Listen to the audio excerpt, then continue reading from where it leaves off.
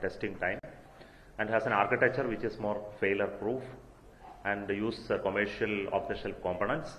So there are many features that we have built into the rocket to make it very industry friendly, and we are hoping that there is a huge amount of interest, and they will come out with a good proposal finally, and the whole activity of industry technology transfer activities being initiated through InSpace.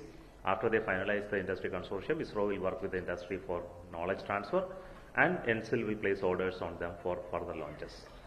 And coming to the satellite, this satellite is a microsatellite series, but with a lot of improvements. As already we have put up the detail in the website on what all features it has, and also very interesting 3 payloads. All details are already known to you, I don't want to repeat, and we are waiting for it to start functioning. Everything is going well in the initial phase, and post next 2-3 days of time, the satellite will become ready for imaging, and we will be able to show you the first of images very soon, I hope, if everything goes well. So thank you once again, and on the dais we have the directors of SDSC Shar, Rajarajan, Director of VSSC Sri Dr. Unikrishnan Nair, Director of URSC Sri Shankaran, the Director of LPSC Dr. Narayanan, the Mission Director Sri Vinod, and the Director of the Spacecraft Project Avinash. So questions please. What about next launch, sir? No, let us talk about this launch first. Any more questions on this launch?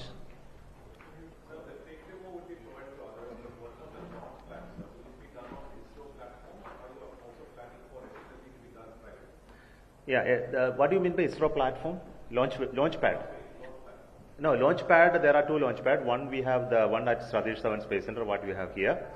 And we are building new one at Thuthukudi, that Kulasekara, and that construction has just started, and it will take 2 years to commission. But up to that time, whatever launches are to happen, it will happen from SHAR. But beyond that also, it need to happen from both SHAR and Kulasekara, depending upon launch azimuth.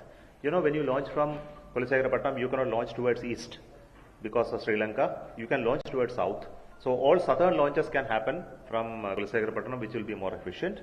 And launch like today, which is at 37-degree inclination, has to happen only from SHAR, because we cannot make that launch from there. Can still be launched, but with a lower payload. So we will have to look at how sharing will happen. The polar launches will take from there, and others will happen from here.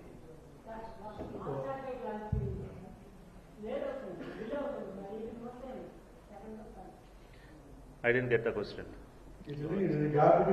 Second launch to third launch was 18 months. No, that this vehicle is ready. It can be realized in every month, but it's a development process. It is not in production.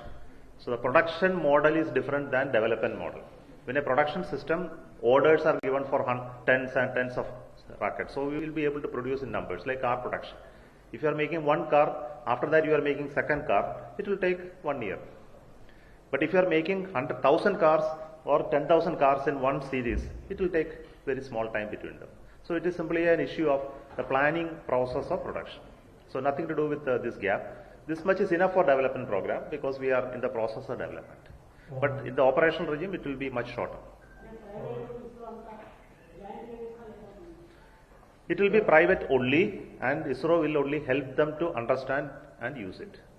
On technology transfer, yeah. On technology transfer, have you started dialogue with some of the private companies?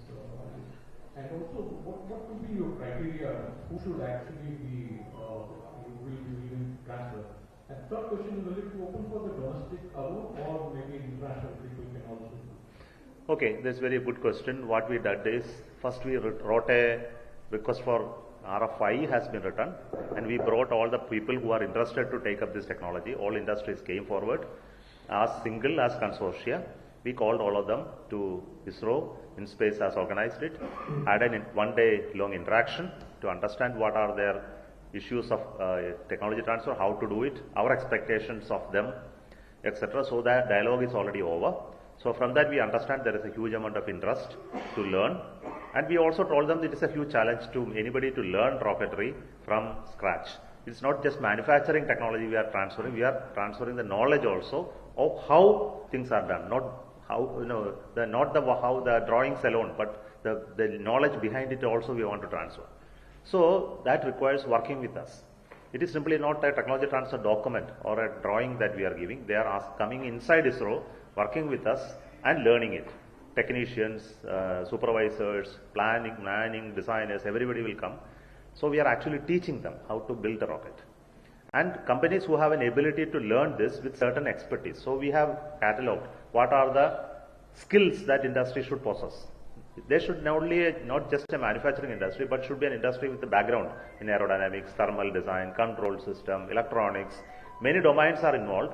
If these domains skilled people are there, only then they can understand. So we have set of criteria. Our RFP documents talks about all these criteria. And we will look at criteria of manufacturability, their capability in facilities, and financial strength of the company, and many other factors we have put it. For each one of them we have put weightage and marks, which is public document, and based on that the companies will be shortlisted and final contract will be given. And they have to also pay for the technology transfer fee, and if they are willing to pay only, it will be given. Foreigners. And this is only for domestic companies and not meant for foreign companies. Sir, in this particular satellite, in this particular mission, we've seen a 500 kg payload class rocket lift a 175 kg payload class satellite. So, if you could just explain why is it that we did not utilize the max payload one? And also, was there a possibility of sort of utilizing the payload more by increasing the fuel and thereby increasing the life also of the satellite? Any rationale there, sir? So it is simple. Its capability is still 500. So what we did is we have to put the dummy masses to design the whole vehicle. Otherwise, what will happen is, being a solid rocket, it can overperform.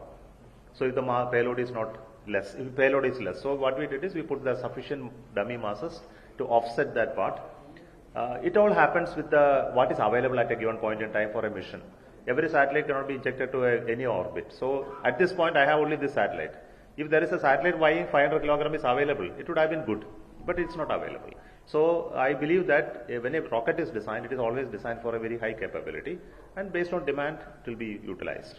So you're saying that 175 plus 200 plus kg mass. So it was actually 500 kilos that flew, but it's the payload, operational payload is only 175. Precisely. Oh, thank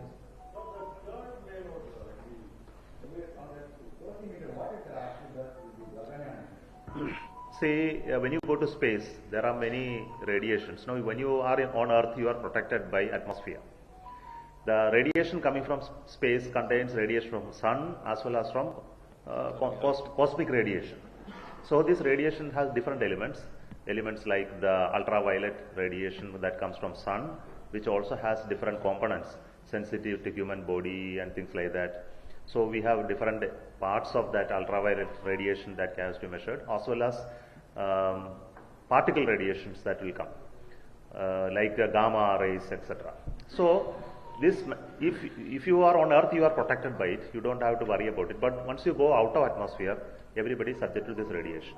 So when a spacecraft goes up and human beings are up there, they will be subjected to the radiation, especially when they are open to space. So this sensor will be put outside. It will measure in a typical orbital way what is the type of magnitude of ultraviolet radiation that can come, how much of the threshold of gamma ray radiation can come. It will measure so that we can take protective actions while we design spacecraft, or amount of exposure can be minimized. Okay. Thank you very much, sir. No questions to any of them? They are all ready with the...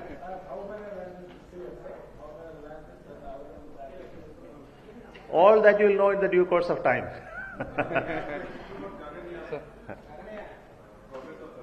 Progress of Gaganyaan, yeah.